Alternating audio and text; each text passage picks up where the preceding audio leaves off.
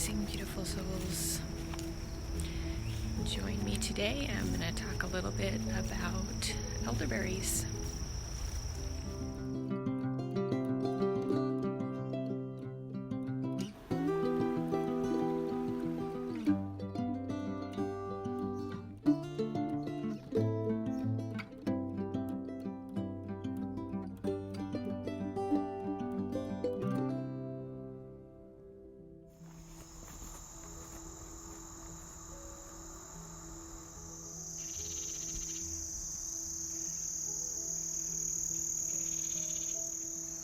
It's that time. It's elderberry time. They're starting to ripen up, and animals are actually starting to eat them also. This is elderberries that are not ripe.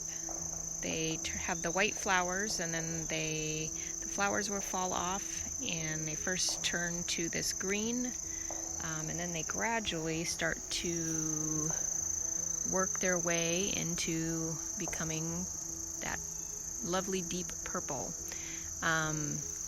There are quite a few different varieties.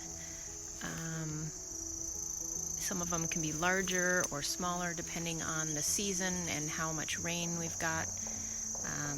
But over here we've actually got more ripe ones. So elderberries are excellent for the immune system. Everybody kind of knows that. It's also great antiviral as well as an immune stimulant.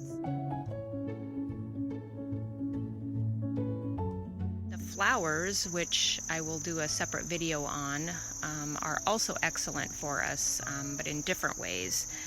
They're great as a diaphoretic, which helps fevers, as well as a decongestant and a detoxifier. The flowers and the berries are actually the only part of the plant that you are allowed to eat or should be eating.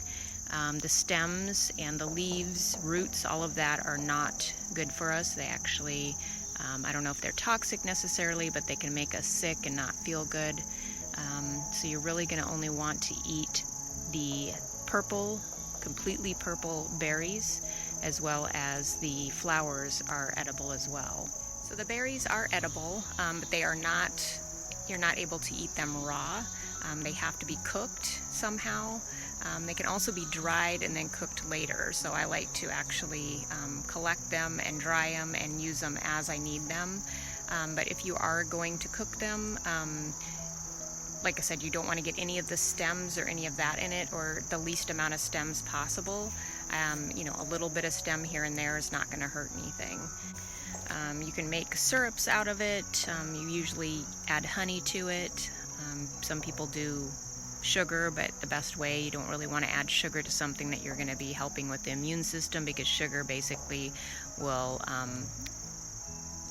weaken the immune system. So you're really only going to want to add something like honey if you are going to add a sweetener to it.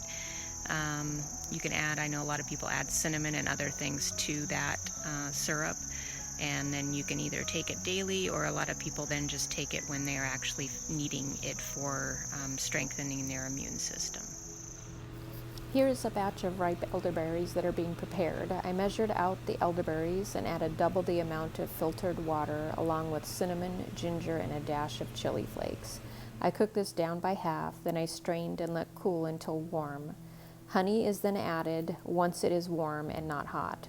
The syrup can be kept in the fridge for a month or so, or I like to freeze into cubes and have it kept in the freezer until needed.